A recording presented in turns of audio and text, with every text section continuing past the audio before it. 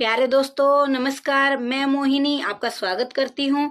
आज की अपनी इस क्लास में मैं लेकर आई हूँ हिंदी टीजीटी पीजीटी के 200 मोस्ट इम्पॉर्टेंट क्वेश्चन। अगर आप एग्जाम में इन प्रश्नों को देख कर जाएंगे तो आपकी काफी हेल्प होगी।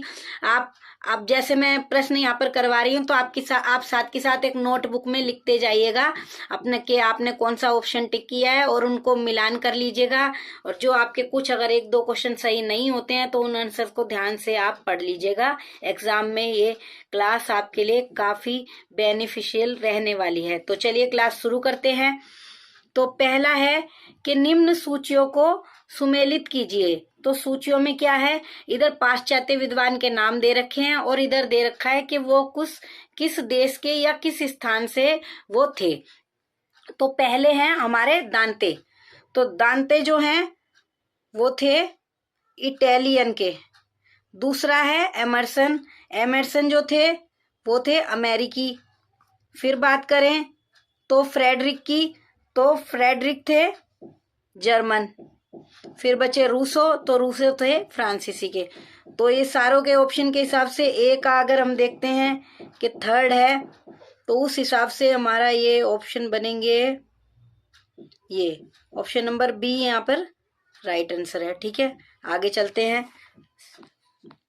सेकंड क्वेश्चन है हमारा, निम्नलिखित रचनाकारों एवं रचनाओं को सुमेलित कीजिए। एक तरफ पाश्चात्य विद्वान है, दूसरी तरफ उनकी रचनाएं हैं या कहें पुस्तक है जो उन्होंने लिखी थी, तो इसको हमें मिलान करना है। तो I.A. रिचर्ड ने कौन सी पुस्तक लिखी थी? उन्होंने लिखी थी प्रिंसिपल्स ऑफ लिटरेरी। तो दूसरी बात करें T.S. इलियट की पुस्तक कौन सी है? तो इनकी पुस्तक है वेस्टलैंड। तीसरी बात करेंगे हम क्रिस्टोफर की कौन सी पुस्तक है? तो इन्होंने पुस्तक की रचना की है इल्यूजन एंड रियलिटी। फिर है बेनेदोते, तो इन्होंने रचना की है एस्थेटिका की। ठीक है, तो इस हिसाब से हमारा ऑप्शन बन जाएगा ऑप्शन नंबर डी, यहाँ पर हमारा सही होगा। इसको अंडरलाइन कर लीजिएगा। आगे चलते हैं। यूनान का अंतिम काव्य शास्त्री एवं सौंदर्य शास्त्र का महान चिंतक था।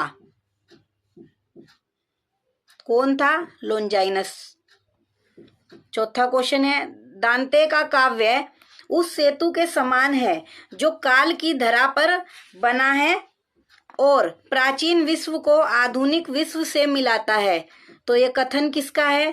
तो ये कथन है, वैसे तो ये कथन कोलरिज का है, लेकिन कोलरिज ऑप्शन में नाम नहीं दिया है तो इसलिए ये माना जाएगा इमैनुअल कांट। क्या होता है, कई बार ऑप्शन में वो चीज नहीं दी जाती है तो उसके हिसाब से भी हमें जाना पड़ता है दूसरे ऑप्शन में। अगला है कोलरिज का समय काल है। तो यहाँ पे कोलरिज का समय काल रहेगा 1772 ईस्वी से 1834 ईस्वी। आगे पूछा है गुरु शिष्य का सही क्रम क्या है? तो गुरु शिष्य का सही क्रम होगा सबसे पहले सुकरात, फिर प्लेटो, फिर अरस्तु, फिर सिकंदर। तो हमारा हो गया ऑप्शन नंबर सी। आगे है, निम्नलिखित में से अरस्तु द्वारा किया गया काव्य भेद नहीं है। तो काव्य भेद नहीं है ये वाला एकांकी नाटक यानी कि वन एक्ट प्ले, ये सारे भेद अरस्तु ने किए हैं और ये वाला भेद नहीं किया है। कविता में वही तत्व है जो गद्य में है, परंतु अंतर उनकी रचना और संगठन में है। तो ये कथन किसका है? ये कथन है कोलरिज का।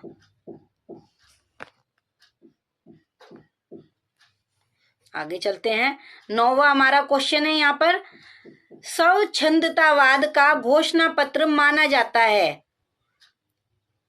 स्वच्छंदतावाद का घोषणा पत्र माना जाता है किसे? तो ऑप्शन हमारा पहला ही यहाँ पे आ जाएगा, लिरिकल को। आगे है क्वेश्चन नंबर 10, काव्य भाषा के संदर्भ में शब्द चयन को विशेष महत्व देने वाले विद्वान कौन से हैं? तो वो विद्वान है, तीनों ही विद्वान रहेंगे, अरस्तु भी है, होरेस भी है, लोंजाइनस भी है। तो ये आ जाएगा उपयुक्त तीनों। फिर हमारा 11वां क्वेश्चन यहाँ पे देखेंगे, आधुनिक अंग्रेजी आलोचना के जनक माने जाते हैं, तो कौन माने जाते हैं? वो है जॉन ड्राइडन। अगला क्वेश्चन है, कविता को जीवन की आलोचना किसने कहा? कविता को जीवन की आलोचना कहा है मैथ्यू ने।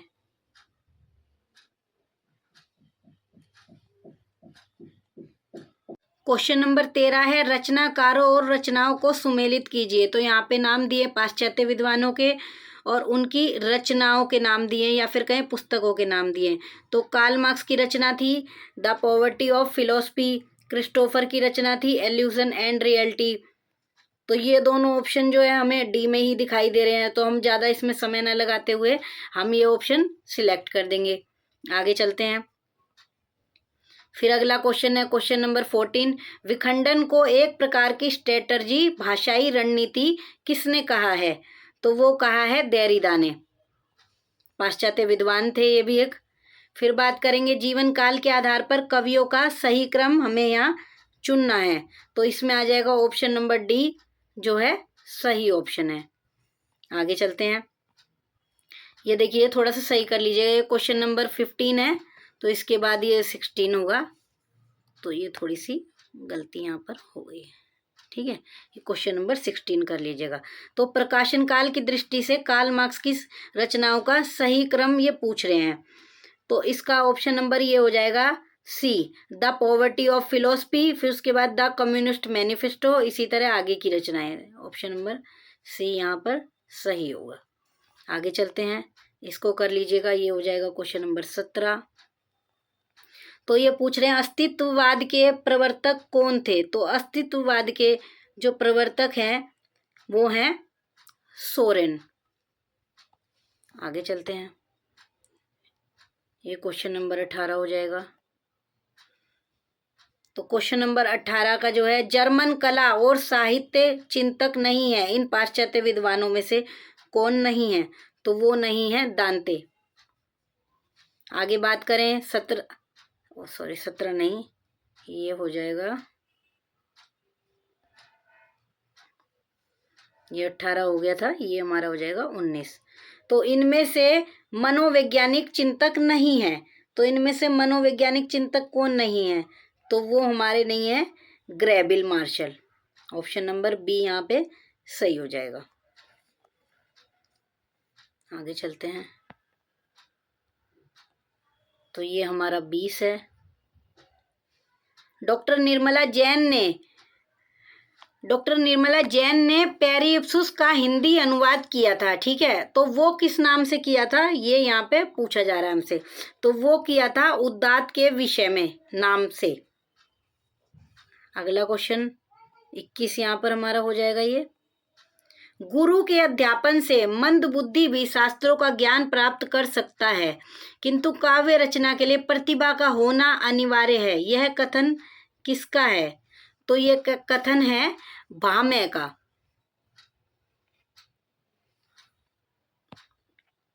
अब यहाँ से सही है, क्वेश्चन के जो नंबर पड़े हुए हैं यहाँ से सही है। तो क्वेश्चन नंबर ये 22 हमारा है। तो काव्य पर उपलब्ध प्रथम ग्रंथ कौन सा है? तो काव्य पर उपलब्ध प्रथम ग्रंथ है नाट्य शास्त्र। आगे है शब्दार्थो सहितो वाक्यम किसने कहा है?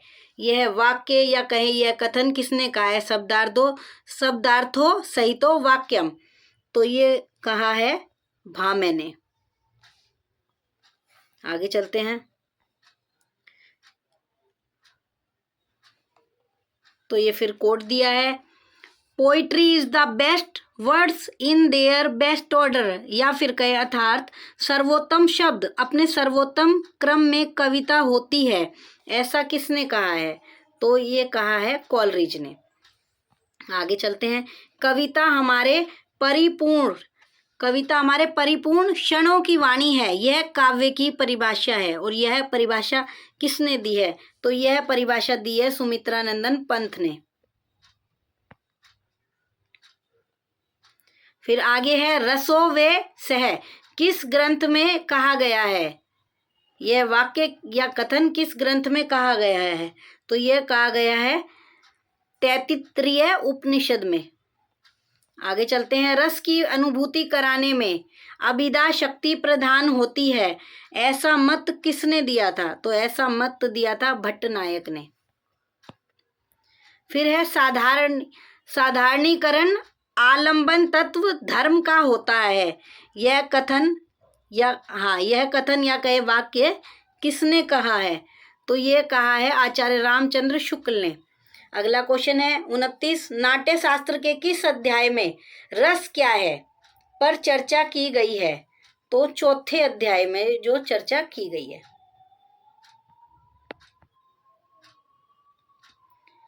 फिर है नंबर 30। किस समीक्षक ने लोलेट के रस निष्पत्ति संबंधी मत को मीमांसा दर्शन पर आधारित या भट्टनायक की रस व्याख्या को सांख्य दर्शन से जोड़ना गलत माना है? तो वो माना है तारकनाथ बाली ने। अगला क्वेश्चन है 31 नंबर। संचारी भाव नहीं है, इन ऑप्शन में से संचारी भाव कौन सा नहीं है? तो वो नहीं है निर्वेद। आगे चलते हैं। आचार्य कुंतक का समय माना जाता है, तो आचार्य कुंतक का समय माना जाता है वो है 9वीं शताब्दी। फिर अगला है रस यदि काव्य की आत्मा है, रस यदि काव्य की आत्मा है तो ध्वनि काव्य शरीर को बदल देने वाली प्राण शक्ति अवश्य है। यह कथन किसका है? तो यह कथन है हजारी प्रसाद द्विवेदी जी का।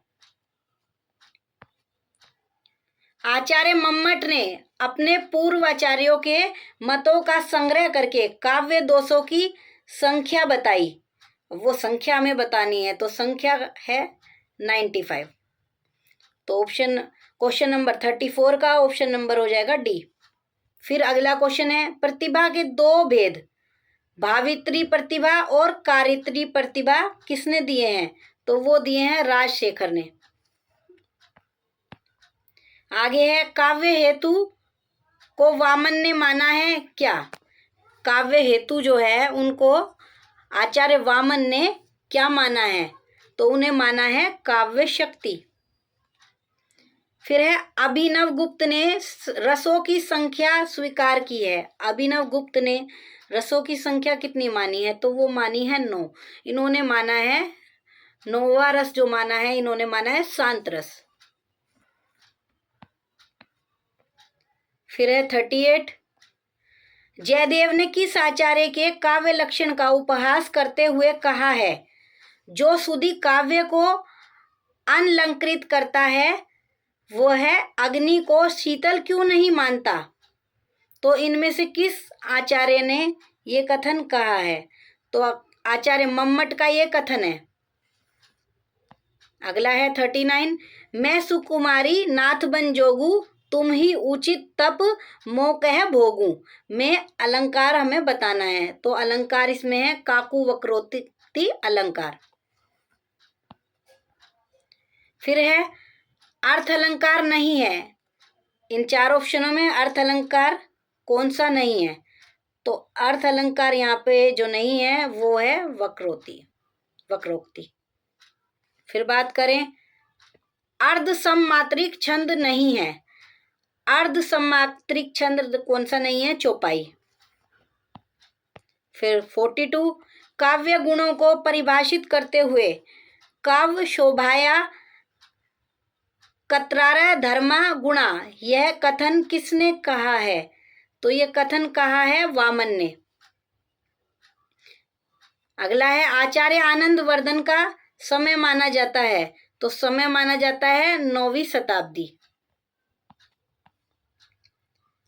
अगला है 44। काव्य की परिभाषा देते हुए रमणीय यार्थ प्रतिपादक शब्द है काव्यम, किसने कहा है? तो यह कहा है पंडित जगन्नाथ ने।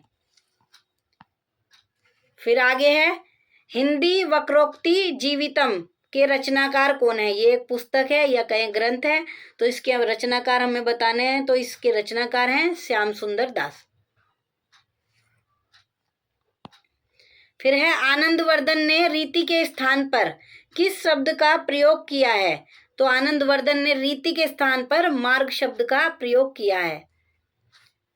अगला है किस आचार्य ने रस निष्पत्ति की व्याख्या में चित्र तुरंग न्याय की अवधारणा की है?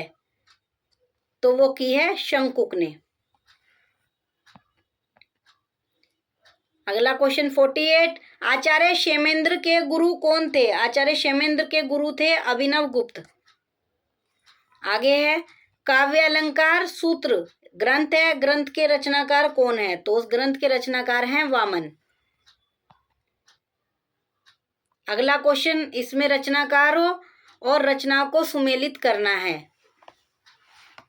ये सारे भारतीय विद्वानों के नाम दिए गए हैं। पहले जो क्वेश्चन किए थे उसमें पाश्चात्य विद्वानों के नाम थे। तो इसमें सही ऑप्शन जो हो जाएगा, पहले है बलदेव उपाध्याय। तो बलदेव उपाध्याय ने कौन सा ग्रंथ लिखा था? इन्होंने लिखा था वाङ्मय विमर्श। बात करें विश्वनाथ प्रसाद मिश्र की, तो इन्होंने लिखा था भारतीय साहित्य शास्त्र।